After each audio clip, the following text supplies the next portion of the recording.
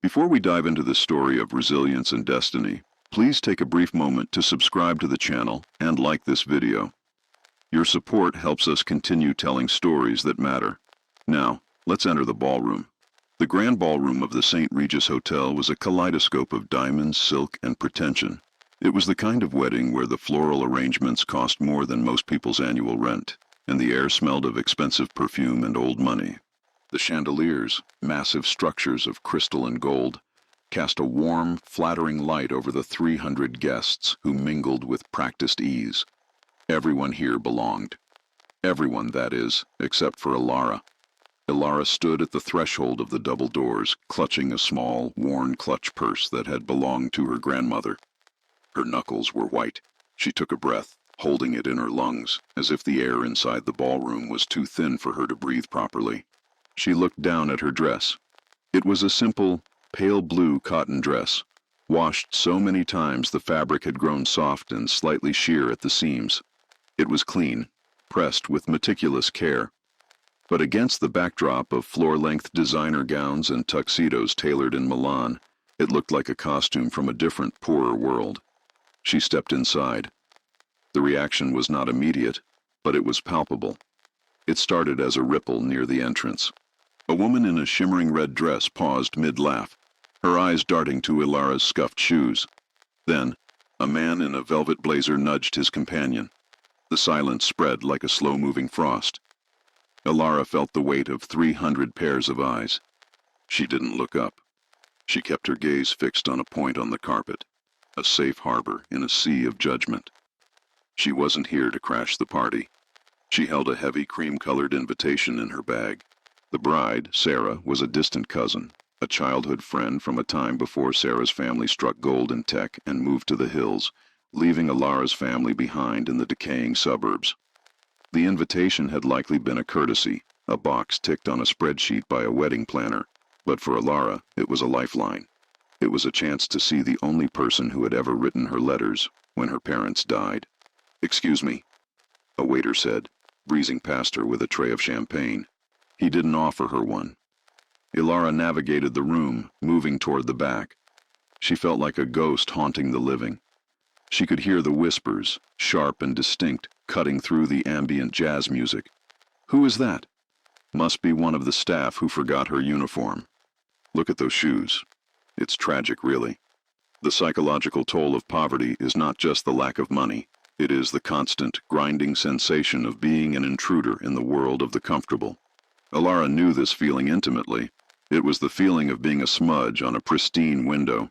She found a round table at the very back of the hall, near the swinging doors of the kitchen. It was empty. The placement card simply said, "Table 28, while the tables near the front had names like Destiny, Passion, and Eternity. She pulled out a chair and sat down. The tablecloth was thick and white, hiding her hands as she clasped them together to stop the trembling. She was 24 years old, but in this moment she felt like a child lost in a department store. She was hungry. She hadn't eaten since breakfast to save money for the bus fare to get here. But she didn't dare reach for the bread roll on the side plate.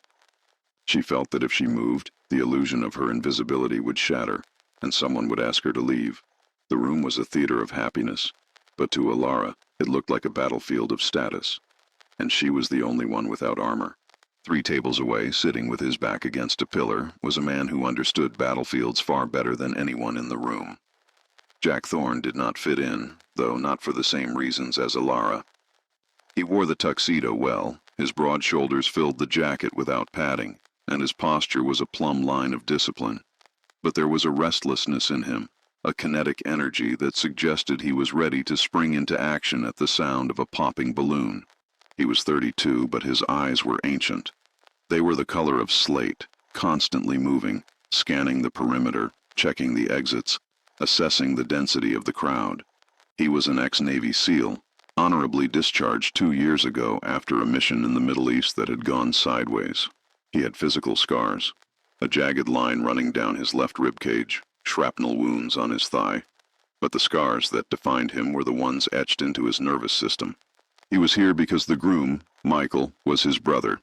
Michael was the golden boy, the one who went to law school while Jack went to Bud S. training. Michael lived in a world of contracts and lawsuits. Jack lived in a world of life and death. They loved each other, but they were strangers. Jack took a sip of water. He didn't drink alcohol anymore. It dulled the senses, and Jack needed his senses sharp. He felt the familiar itch of anxiety, hypervigilance. The loud laughter of the guests sounded like screaming to him. The sudden flash of a camera felt like a muzzle flare. He grounded himself, focusing on his breathing. 4 seconds in, 4 seconds hold, 4 seconds out. "You okay, Jack?" Michael asked, stopping by the table on his way to greet a senator. "Fine," Jack lied, forcing a smile that didn't reach his eyes. "Just pacing myself." "Try to enjoy it, man. It's a party," Michael laughed, clapping him on the shoulder before moving on. Enjoyment was a foreign concept to Jack. Survival was his baseline. He resumed his scan of the room, analyzing the threats. No physical threats here, just social ones. Pretense, ego, deceit. And then his scan stopped. His eyes locked onto table 28. He saw the girl in the blue dress. Jack had been trained to notice details that others missed. He didn't just see a poor girl in an old dress. He saw the body language of a survivor. He saw the way she sat with her back straight, but her head slightly bowed, a defensive posture protecting the vital organs. He saw the white-knuckle grip on her purse. He saw the tremor in her hands. But mostly, he saw the isolation. He watched as a group of bridesmaids walked past her table. They didn't look at her, but they giggled, their eyes sliding over her as if she were a piece of furniture that had been placed incorrectly. He saw the girl flinch, a microscopic movement that only someone trained in reading micro-expressions would catch. Jack felt a surge of anger. It wasn't the hot, explosive anger of a bar fight. It was the cold, calculated fury of witnessing an injustice. He had seen this dynamic in war zones, the strong preying on the weak, the in-group dehumanizing the out-group. It disgusted him. He looked around his own table. He was seated with a group of investment bankers who were discussing the fluctuating price of lithium. They were loud, confident, and completely oblivious to the human being suffering in silence 20 feet away. Jack knew he shouldn't get involved. He was the crazy brother, the damaged vet. He was supposed to sit still, smile for the photos, and not cause a scene. But Jack Thorne operated on a code. You don't leave a teammate behind. And looking at that girl, terrified and alone in a room full of people, he realized something that made his heart hammer against his ribs. She was the only other person in this room who was actually fighting a war. She was his teammate. The ceremony was about to begin. The guests were being ushered toward the center of the room where a makeshift aisle had been created. The lights dimmed slightly, focusing on the floral archway. Ilara remained seated. She knew she shouldn't stand in the aisle. She would block the view of the important people. She decided she would watch from her seat, peering between the heads of the standing guests. She felt a lump in her throat. She had come here hoping to reconnect with Sarah, hoping for a shred of kindness, but the reality was a cold slap in the face. She was foolish. She didn't belong here. She began to gather her things. I should just leave, she thought. I can sneak out the back door before the bride arrives. No one will notice. She started to push her chair back. The legs scraped against the floor, a harsh sound that made her freeze. Is this seat taken? The voice was deep, resonant, and calm. It wasn't a question asked out of politeness. It was a statement of intent. Ilara looked up. Towering over her was a man who looked like he had been carved out of granite. He was wearing a tuxedo that fit him perfectly, but he wore it with the indifference of a man who would be just as comfortable in body armor. His hair was cut short, military style, and his jaw was set in a firm line. But it was his eyes that stopped her breath. They were intense, gray, and focused entirely on her. There was no pity in them. There was only recognition. Ilara's mouth opened, but no sound came out. She panicked. Was he security? Was he here to escort her out? I was just leaving, she stammered, her voice barely a whisper. I didn't ask if you were leaving, Jack said gently. He pulled out the chair next to her. Not the one across from her, but the one right beside her. He sat down, his movements fluid and controlled. He turned his chair slightly so that his body shielded her from the rest of the room. I asked if the seat was taken. Ilara stared at him, bewildered. No, it's not. Good, Jack said. He settled in, crossing his legs and placing his hands on his lap. Because I'm tired of listening to people talk about the stock market. My name is Jack. He extended a hand. It was large, calloused, and scarred. Ilara looked at the hand, then at his face. She hesitated. Touching him felt like crossing a line, breaking a rule she didn't know existed. Slowly, she reached out. Her hand was small and rough from years of manual labor.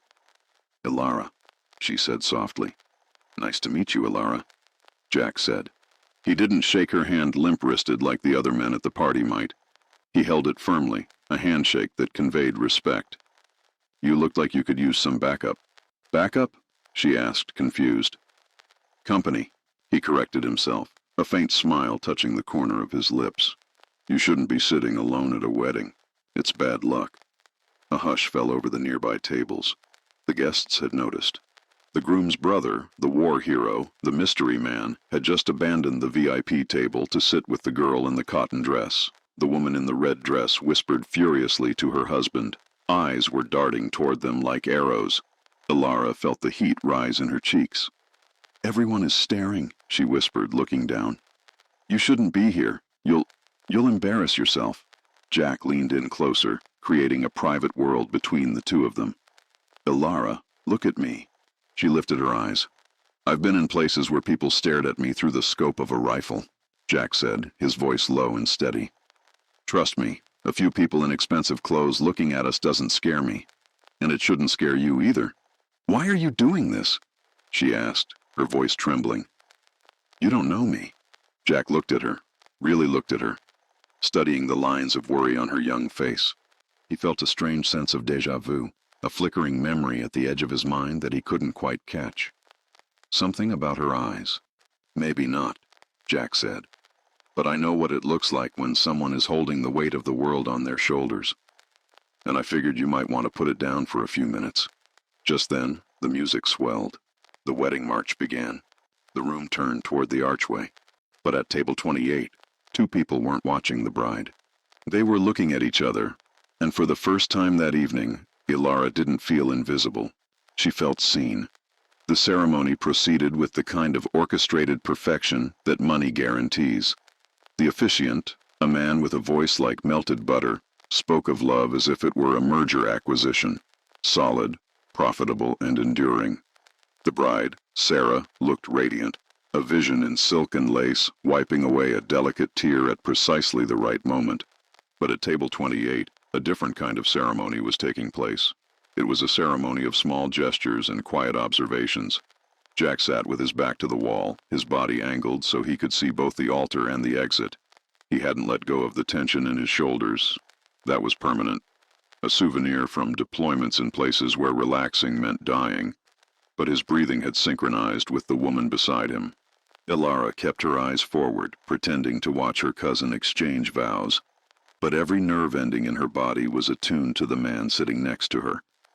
She could smell him, a mix of starch, unscented soap, and something metallic, like rain on hot pavement. It was a clean, sharp scent that cut through the cloying sweetness of the lilies filling the room. She looks happy, Ilara whispered, more to herself than him. She looks like she's playing a part, Jack murmured back, his voice low enough that only she could hear. But maybe that's what marriage is, picking a role and sticking to it. Ilara turned to him, surprised by the cynicism in his tone.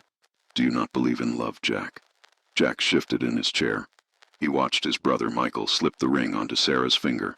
I believe in loyalty, he said, his eyes darkening. Love is volatile. It changes with the weather. Loyalty is a choice you make every day, even when you hate the person. That's what matters. Who stays when the mortar rounds start falling? That's who you marry. It was a heavy statement for a wedding, but Ilara understood it perfectly. She looked down at her hands, the skin dry and cracked from the harsh chemicals she used cleaning office buildings at night. I think you're right, she said softly. Everyone loved my father when he was successful. When he got sick, when the money ran out, the love evaporated. Only my mother stayed. That was loyalty. Jack looked at her then, his gaze dropping to her hands. He saw the raw knuckles, The absence of a manicure, the short, practical nails, in a room full of soft, pampered hands that had never lifted anything heavier than a credit card. Hers told a story of labor and survival. He felt a sudden, fierce respect for her. "What do you do, Alara?" he asked. "I work," she said simply. "I'm a waitress at a diner during the day, and I clean offices at night." She paused, bracing herself for the pity that usually followed this admission. "It pays the rent." "Barely." Jack didn't offer pity. He nodded, an approving tilt of his chin. "Honest work. Keeps you grounded. Better than half the people in this room who make money moving numbers around a screen." "You're the groom's brother," she pointed out. "Aren't you part of this world?" Jack let out a short, dry laugh. "Genetically? Yes. Spiritually? I haven't been part of this world since I was 18. I enlisted to get away from the pretension. I've spent the last 10 years sleeping in dirt and eating MREs. He gestured vaguely at the crystal chandeliers. "This feels like a hallucination. I keep expecting someone to yell 'cut' and the set to fall apart. I feel like an intruder," Alara confessed, the words tumbling out. "I shouldn't have come. Sarah and I were close when we were kids, before her dad's company took off. I don't know. I thought she might want to see me. But I'm just a reminder of where they came from. A stain on the picture." "You're not a stain," Jack said firmly. "You're the only real thing here." The officiant announced the couple as husband and wife. The room erupted in polite applause. Jack didn't clap. He just watched Alara. He noticed how she flinched at the sudden noise, her shoulders hiking up toward her ears. Trauma, Jack's mind registered. She's jumpy. Why? He wanted to ask, but the spell was broken. The ceremony was over, and the reception was beginning. Waiters flooded the room with wine bottles, and the volume of the chatter rose to a deafening roar. "Stay close to me," Jack said, standing up and offering her his arm. It wasn't a request. "We're going to navigate this minefield together." Alara looked at his arm. Solid, dependable. For the first time in years, she didn't feel like she was drowning. She slipped her hand through the crook of his elbow. "Okay," she whispered. Dinner was a 5-course affair that seemed designed to confuse anyone who hadn't attended finishing school. There were 3 forks, 2 spoons, and a knife for butter that looked like a surgical instrument. Alara sat stiffly, terrified of using the wrong utensil.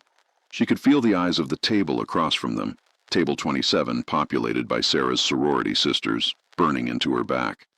"Start from the outside and work your way in," Jack said quietly, noticing her hesitation. He picked up his own salad fork and stabbed a piece of arugula with deliberate lack of grace. "And if you mess up, just look at them with absolute confidence. If you do it confidently enough, they'll think they are the ones doing it wrong." Alara smiled, a small, genuine smile that lit up her face. It transformed her. For a second, the worry lines smoothed out, and Jack saw a glimpse of the girl she might have been if life hadn't been so hard on her. "Jack!" The voice was shrill and demanding. A woman in a sequined emerald dress approached their table. She was holding a champagne flute and swaying slightly. It was Lydia, the maid of honor. "Jack Thorne," she said, leaning heavily on the back of Alara's chair, invading her personal space. "What are you doing back here in Siberia?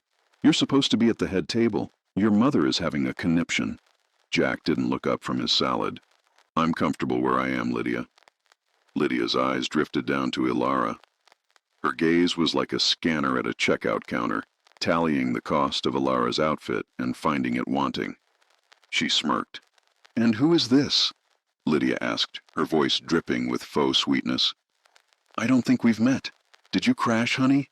The staff entrance is through the kitchen." The insult was precise and brutal. Alara went pale. She began to push her chair back, ready to bolt. This was what she had feared.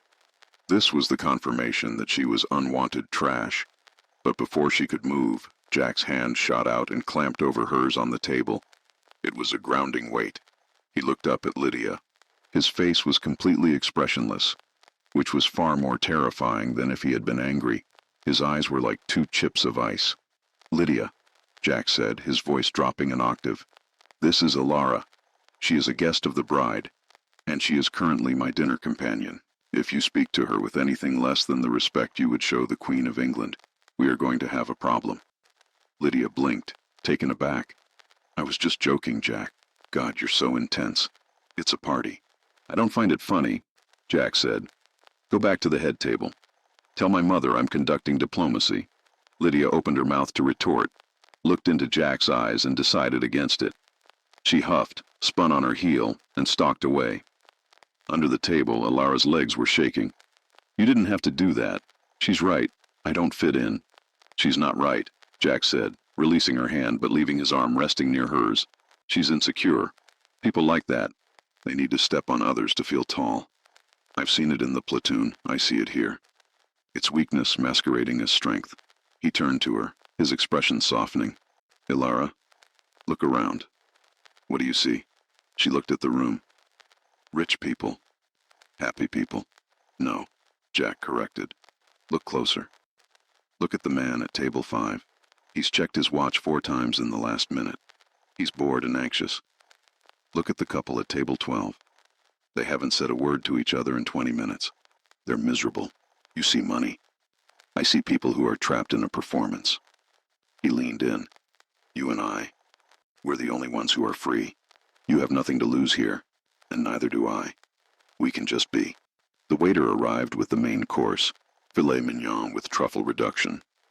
He placed the plates down. Eat, Jack commanded gently. I bet you haven't had a good steak in a while. I haven't had steak in 3 years, Alara admitted. Then enjoy it. You've earned it just by surviving Lydia. Alara cut a piece of meat. It melted in her mouth. Tears pricked her eyes, not from sadness, but from the overwhelming sensory overload of kindness and sustenance. She ate, and Jack ate with her, matching her pace, creating a protective bubble around them where the snide comments of the world couldn't reach. As they ate, they began to talk.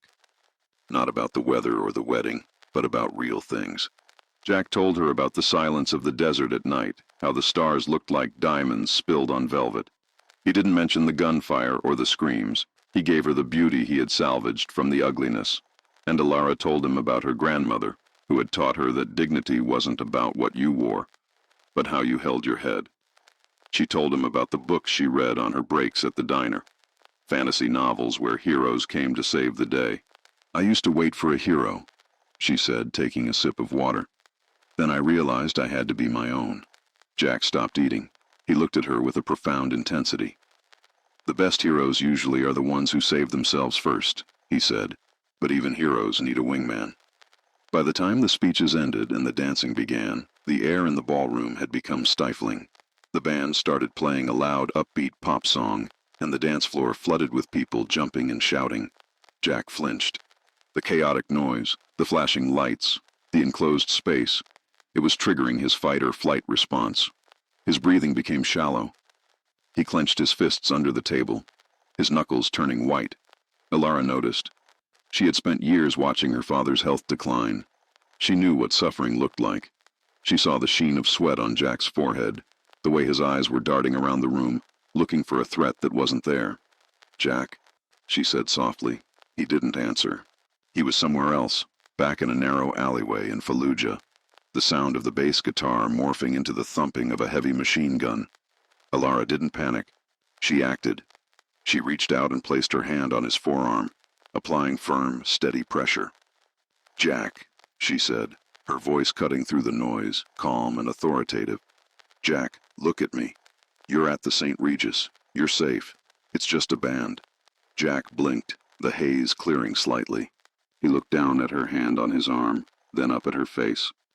Her eyes were brown, warm, and anchored him to the present. Too loud, he gritted out. I know, she said.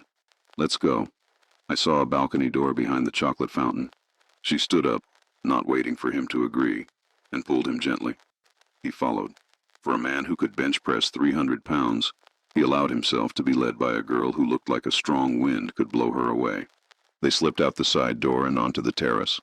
The silence was instant and blissful. The cool night air hit their faces. They were high up, overlooking the city skyline, a grid of golden light stretching out to the horizon. The noise of the party was muffled behind the thick glass. Jack walked to the stone railing and gripped it, breathing in deeply. In, out, in, out. He shook his head, angry at himself. I'm sorry, he said, his back to her. I'm not good in crowds. Not anymore. Alara walked up beside him.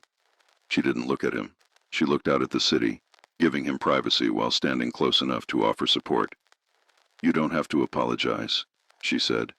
My dad. Towards the end, he got confused. He would get scared of the toaster popping or the phone ringing. It's not your fault. The world is a loud place. Jack turned to look at her. The moonlight washed over her, turning her blue dress into silver.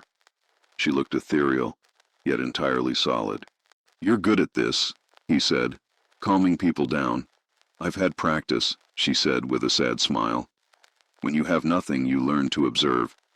You learn to read people so you can stay out of their way, or help them so they don't hurt you. Jack turned fully toward her. He took off his tuxedo jacket. The night was chilly, and he saw her shiver. He draped the heavy jacket over her shoulders. It engulfed her, smelling of him and safety. Thank you, she whispered, pulling the lapels tight. Hey, Lara, Jack said, his voice raspy. Why are you really here? You said you wanted to see Sarah, but there's something else. I can see it in your eyes. You're looking for something. Ilara hesitated. She reached into her small clutch and pulled out a folded piece of paper. It was yellow with age. Sarah wrote this to me when we were 12, she said. It was right after my mom died. She said, no matter what happens, we are sisters. If you ever need me, just come find me. I got evicted last week, Jack. I'm staying in a shelter right now. I came here because I thought maybe, just maybe, that promise still meant something. I didn't want money. I just wanted family. She looked down, ashamed. But I realized tonight that the Sarah who wrote this doesn't exist anymore. I was stupid. Jack felt a crack in his heart. He reached out and took the letter, looking at the childish handwriting. Then he looked at Alara, homeless, hungry, yet standing with more grace than anyone inside that ballroom. You're not stupid, Jack said fiercely. You're hopeful, and that is a rare, dangerous thing to be. He stepped closer. The distance between them vanished. The attraction wasn't just physical. It was the magnetic pull of two survivors finding their counterpart. You have a scar, Ilara noted, reaching up tentatively to touch a thin white line that ran from his jaw down his neck, visible now that his collar was loosened. Jack froze at her touch. Her fingers were rough, but her touch was feather-light. Shrapnel, he said, from a roadside bomb. Does it hurt? Only when I remember it, he said. I have others, worse ones. I have scars too, Ilara whispered. She pulled up the sleeve of the oversized tuxedo jacket, revealing a burn mark on her forearm. Grease burn from the diner, and this one. She touched her chest, over her heart. This one you can't see. Jack caught her hand. His thumb traced the burn mark on her arm with infinite tenderness. We're a matched set then, he said. He looked at her face, studying her features in the moonlight. The way her nose turned up slightly, the curve of her jaw. A memory flashed in his brain again, sharper this time. A dusty road, a crying child, a village torn apart. He shook his head. It couldn't be. That was halfway across the world, 15 years ago. Ilara? He asked, a strange urgency in his voice. Where did you grow up before your parents died? Were you always here in the city? Ilara shook her head. No. My father was a diplomat. We lived all over. We lived in Eastern Europe and for a while in the Middle East, in a place called Zakara. But that was a long time ago, before the Civil War there. Jack felt the ground beneath him shift. Zakara. He stared at her. He looked at the shape of her eyes again. He stripped away the years, the blue dress, the city lights. He saw a 9-year-old girl in a dusty, ruined schoolhouse clutching a ragged doll while gunfire erupted outside. He had been 17 then, not a SEAL yet. Just a kid on a humanitarian mission with his father's church group before he realized that prayers didn't stop bullets and decided to become a warrior. He had pulled a girl out of the rubble. He had given her his own rations. He had promised her it would be okay. Zakara, Jack whispered, the word tasting like ash and iron. Yes, Ilara said, surprised. How did you know? Jack didn't answer immediately. He couldn't. The coincidence was too massive, too overwhelming. The universe had circled back on itself. The girl he had saved, the event that had convinced him he needed to be a protector, that had set him on the path to the seals, was standing in front of him on a balcony at the St. Regis. He wasn't ready to tell her. Not yet. It was too heavy. Instead, he tightened his grip on her hand. "I spent some time in that part of the world," he said evasively. "It's a tough place." "It was," she said. "But I remember a boy there. An American boy. He gave me a chocolate bar. It was the best thing I ever tasted." Jack smiled, a genuine, heartbreaking smile. "I bet it was." The music inside changed to a slow song. The bass faded, replaced by violins. "Alara," Jack said.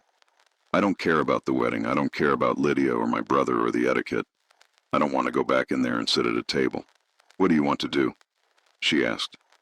"I want to dance," he said. "Here, with you, where it's quiet." He held out his hand. Alara looked at him, the man who had shielded her from the wolves, who understood her silence, and who made her feel like a queen in her cotton dress. She placed her hand in his. "I'd like that," she said. And there, under the moonlight, with the muffled sounds of the high society wedding as a distant backdrop, the ex-Navy SEAL and the waitress began to sway. They moved awkwardly at first, then found a rhythm. Jack pulled her close, his chin resting on the top of her head. Alara closed her eyes, breathing in his scent, feeling the solid beat of his heart against her chest. She was homeless, she was poor, she was alone in the world. But in the circle of his arms, for the first time in her life, Alara felt completely and utterly safe. The spell of the moonlight could only last so long. Eventually, the cold seeped through the tuxedo jacket, and the reality of the clock asserted itself. It was nearing midnight. For the guests inside, the night was just peaking with champagne and bad dancing. For Alara, midnight meant the doors to the St. Mary's shelter would be locked. She pulled away from Jack, breaking the comfortable silence that had settled between them. The panic was back, sharp and sudden. "I have to go," she said, her voice tight. "I missed the last bus. If I don't hurry, I won't get a bed." Jack didn't let go of her hand immediately. He held it for a second longer, grounding her.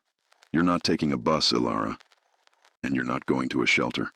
"Jack, please," she said, stepping back and handing him his jacket. He refused to take it. "You've been kind. You saved me from a humiliation I wouldn't have survived.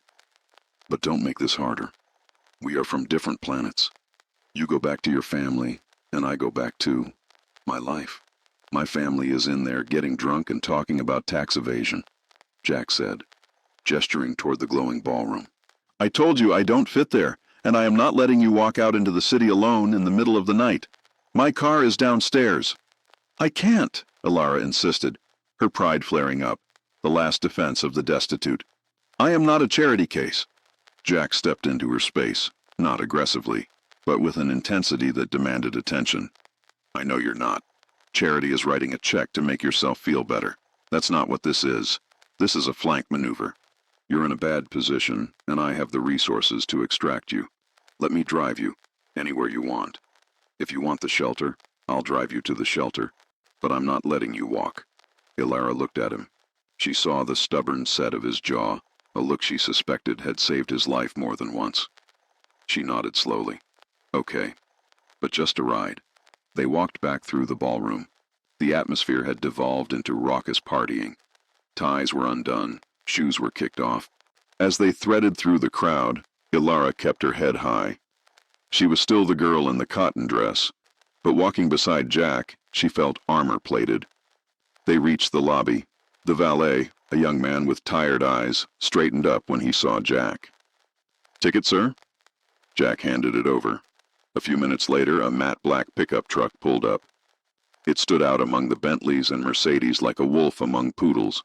It was a functional vehicle, lifted suspension, all-terrain tires, a winch on the front. Jack opened the passenger door for Alara. She had to hoist herself up to get in. The interior smelled of leather and coffee. It was sparse, clean, and organized. No fuzzy dice, no clutter. Just a tactical flashlight in the console and a first aid kit on the floorboard. As they pulled away from the hotel, the city lights streaking across the windshield, Alara felt a wave of exhaustion crash over her. The adrenaline of the wedding was fading. leaving behind the bone-deep weariness of poverty. "The shelter is on 4th and Main," she murmured, leaning her head against the cool glass. Jack tightened his grip on the steering wheel. He knew 4th and Main. It was a rough district. Drug deals happened in the open. Desperation hung in the air like smog. The idea of leaving this woman who had unwittingly carried him through a flashback on the balcony, in that place made his stomach churn. He drove in silence for 10 minutes. He checked his mirrors constantly, a habit he couldn't break. Target assessment, route planning, exit strategy. "The shelter closes its intake at 10 p.m., Jack said suddenly. He didn't look at her. Ilara stiffened. "I know the night manager. Sometimes he lets me in late. And if he doesn't? Then I find a 24-hour laundromat or a bench." Jack hit the turn signal, but he didn't turn toward 4th Street. He merged onto the highway heading west. "Jack, where are you going?" Ilara sat up, alarm spiking in her chest. "My place," he said calmly. "It's quiet. It's safe. There's a guest room with a lock on the door. You are not sleeping on a bench, Ilara. Not tonight. Not while I'm breathing. I can't just go to a stranger's house," she said, her hand reaching for the door handle instinctively. "I'm not a stranger," Jack said, his voice dropping to that serious, resonant tone he had used on the balcony. "I'm the guy who ate a steak with you despite a bridesmaid. I'm the guy who told you about the stars in the desert. And I'm the guy who remembers Zakara." Ilara's hand froze on the handle. She looked at his profile, the sharp nose, the scar on his neck, the grim determination. "You said you were just there," she whispered. "You didn't say you remembered it like I do." "I remember everything," Jack said. "I remember the heat. I remember the smell of cordite and jasmine. And I remember that in places like that, you survive by trusting your gut. What does your gut tell you about me, Ilara? Am I a threat?" Ilara closed her eyes. She listened to her instincts, the sharp, honed instincts of a woman who had been navigating danger alone for years. Her fear screamed run, but her gut, the deep, ancient part of her, whispered stay. "My gut says you're sad," she said softly, "and that you want to save everyone, because you couldn't save someone else." Jack's jaw clenched. She saw a muscle feather in his cheek. She had struck a nerve, but it was the truth. "Then let me save you tonight," he said. "Just tonight." Ilara let her hand drop from the door handle. "Okay." Jack's apartment was a reflection of his mind, fortified, orderly, and somewhat empty. It was a loft in a converted industrial building, high up, with exposed brick walls and large windows covered by heavy blackout curtains. He unlocked the door, 3 deadbolts, and ushered her in. He immediately punched a code into a security pad on the wall. A green light blinked. "Make yourself at home," he said, tossing his keys into a bowl. Ilara stepped inside. The space was masculine and sparse. A leather couch, a massive bookshelf filled with military history and philosophy, a pristine kitchen counter. There were no photos on the walls, no knickknacks. It felt less like a home and more like a forward operating base. "It's nice," Ilara lied politely. It was cold. "It's functional," Jack corrected her. He walked to the kitchen. "I'm making tea, chamomile. It helps with the cortisol dump." "Cortisol dump?" Ilara asked, hovering near the door, unsure of the rules of this space. "Stress hormones," Jack explained, filling a kettle. "We both just went through a high-stress event. The wedding, the crowd, the memories.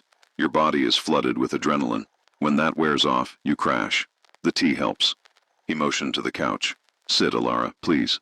You look like you're about to collapse." She sat on the edge of the leather sofa. It was comfortable. Too comfortable. She felt dirty in her worn dress, a smudge of poverty in this sterile sanctuary. Jack returned with 2 mugs. He had taken off his tie and rolled up his sleeves, revealing muscular forearms mapped with veins and faint scars. He handed her a mug and sat in an armchair opposite her, not too close. He was respecting her perimeter. "You mentioned Zakara," Jack started, blowing on his tea. "You said you were there before the war. Your father was a diplomat?" Ilara nodded, wrapping her hands around the warm ceramic. "James Vane. He was the cultural attaché. We loved it there. The people were so hospitable.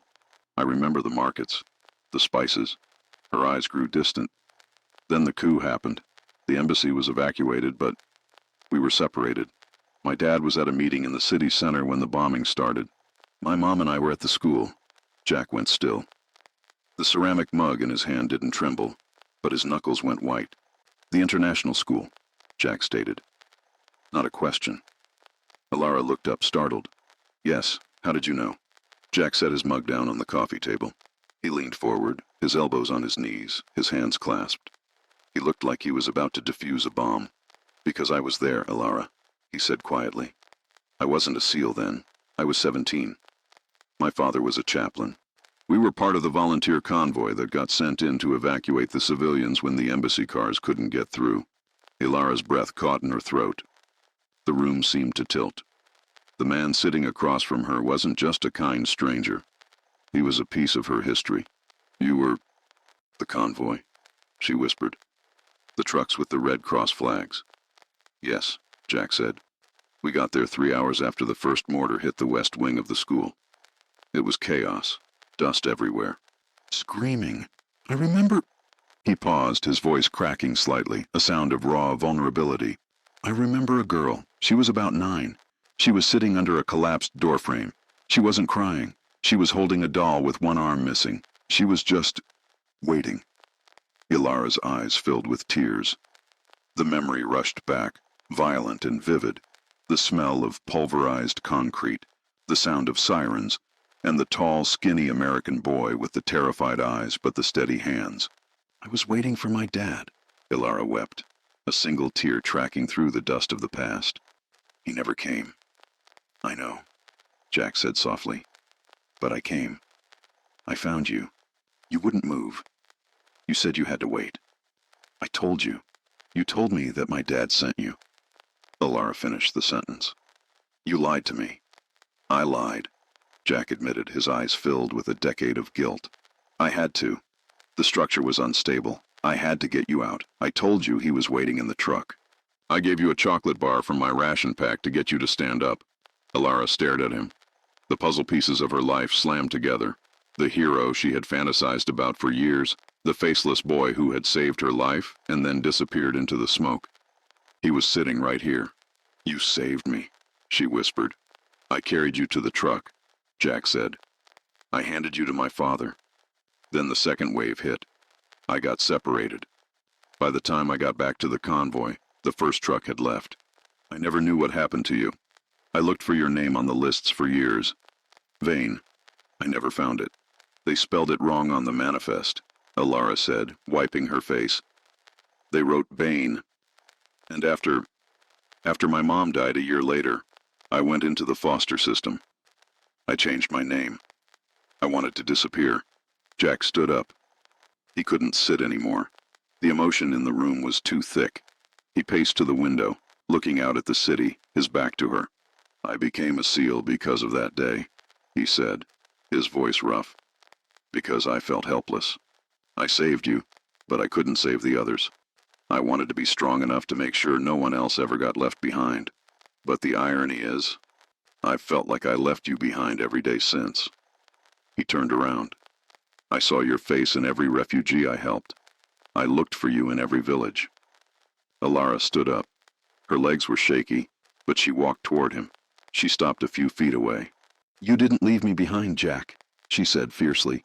You gave me a chance. I lived. I grew up. It's been hard, yes, but I'm here. I'm alive because of you. And look at where you are, Jack said bitterly. Homeless, hungry, while I'm sitting in a loft I bought with blood money. I didn't save you, Ilara. I just delayed the suffering. No. She stepped closer, reaching out to touch his arm, the same way she had on the balcony. Don't say that. You are teaching me something right now. You think you're broken, don't you? You think the war took everything from you. It did, Jack said. It didn't take your kindness, Ilara said. It didn't take your ability to see a girl in a cheap dress and treat her like a princess. You are not broken, Jack. You're just hurt, like me. The distance between them was gone. The connection was electric, forged in the fires of a war zone years ago and tempered in the vulnerability of this moment. Jack looked down at her. He saw the child he had saved and the woman she had become. He realized that saving her hadn't been a one-time event. It was a continuous line that had led him here. "You should get some sleep," Jack said, his voice gentle but final. He needed space to process this. He needed to make sure he didn't cross a line. He was a protector, not a predator. "The guest room is down the hall, fresh sheets. I'll take the couch." Alara nodded. She understood. This was too big to process in one night. "Thank you, Jack," she said, "for the chocolate bar, and for tonight." She walked down the hallway. Jack watched her go. When the door clicked shut, he let out a breath he felt like he had been holding for 15 years. He walked to the window and pressed his forehead against the cold glass. He had found her. The mission wasn't over. In fact, he realized with a surge of newfound purpose, the most important mission of his life was just beginning. Morning light filtered through the heavy curtains of Jack's apartment, casting long, dust-mote-filled beams across the polished concrete floor. Alara woke up disoriented.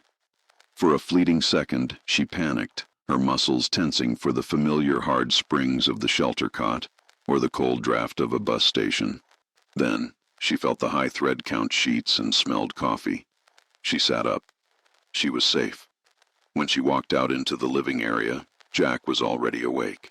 He was dressed in jeans and a black t-shirt, standing by the stove. He moved with the same economic precision he used for everything else. Cracking eggs one-handed, flipping bacon, pouring juice. "Sit," he said without turning around.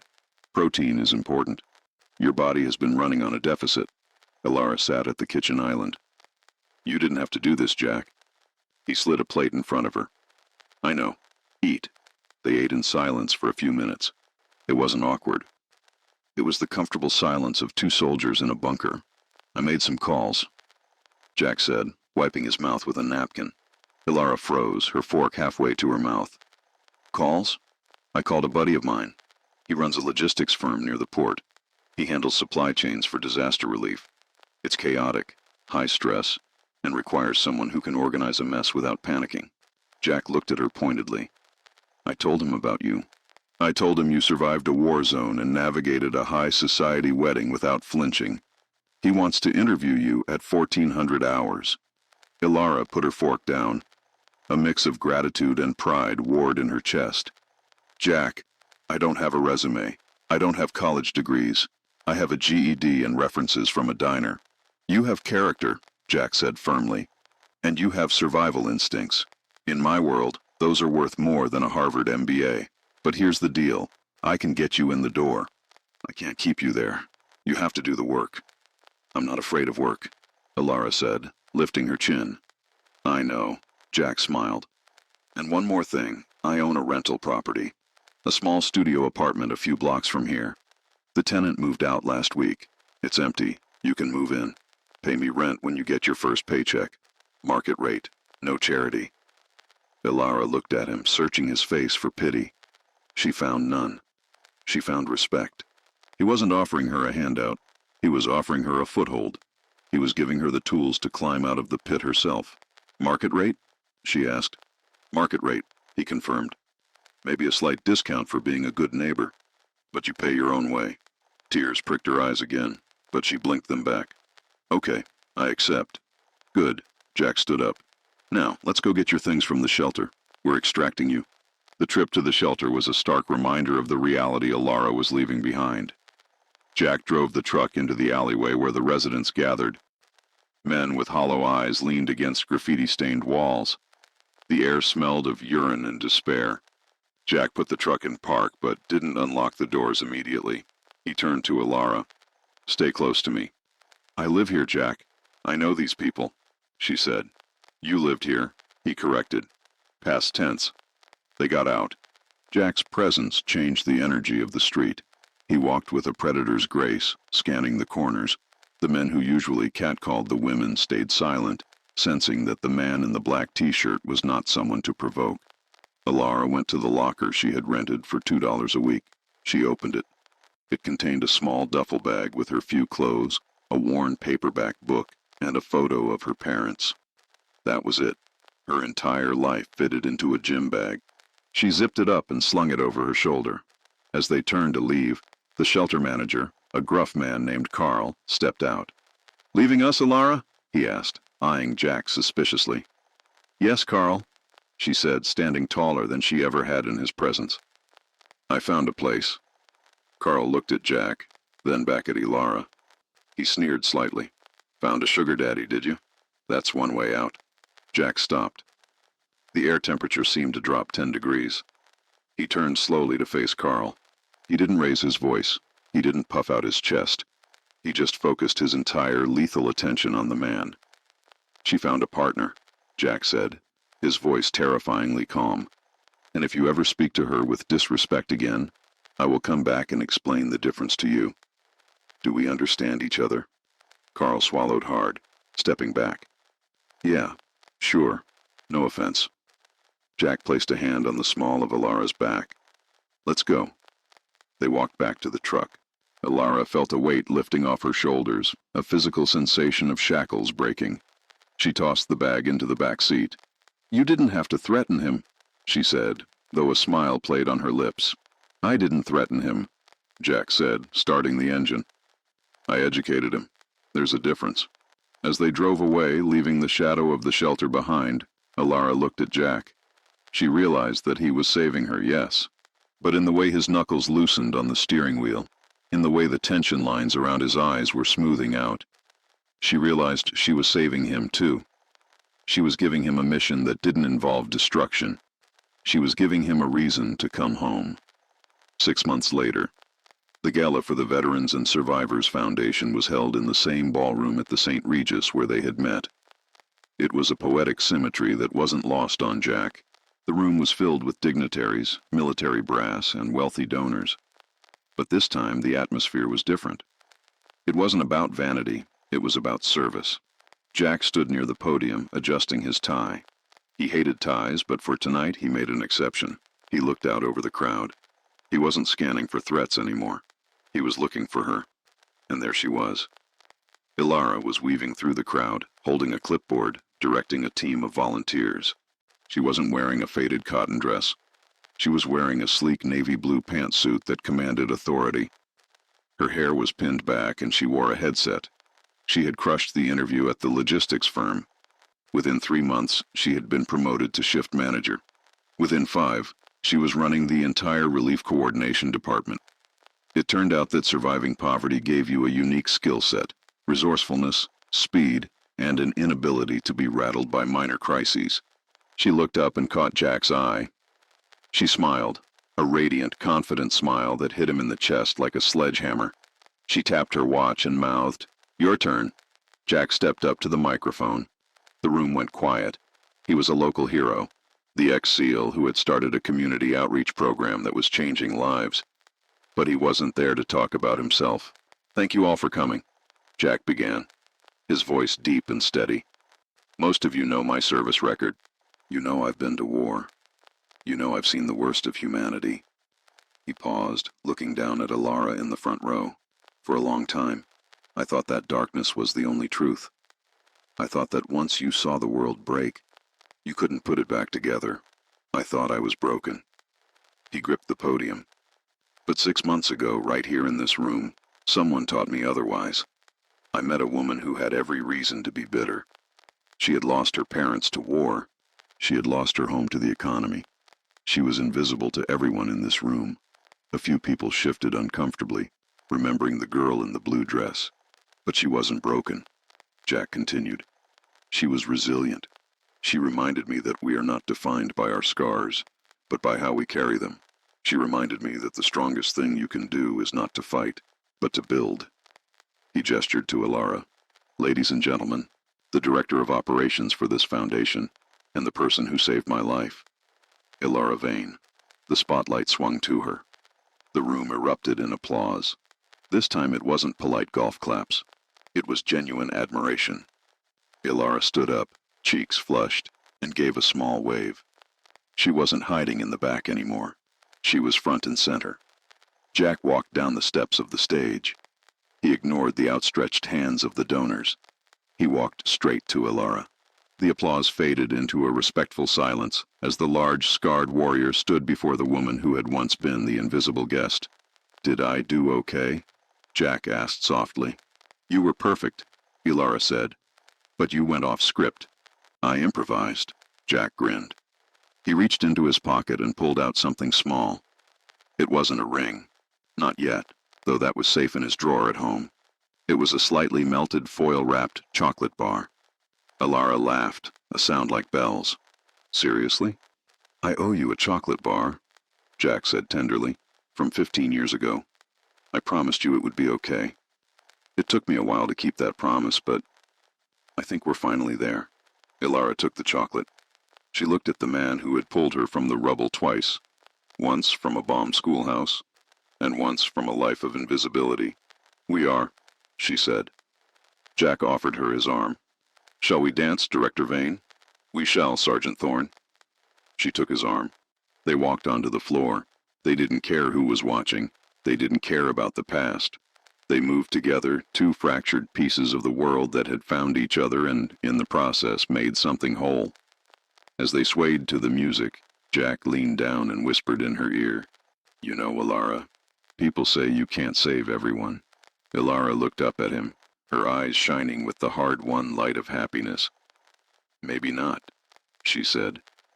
But you can save one person, and sometimes that's the same thing as saving the world. The music swelled, carrying them into a future they would build together, brick by brick, act of kindness by act of kindness.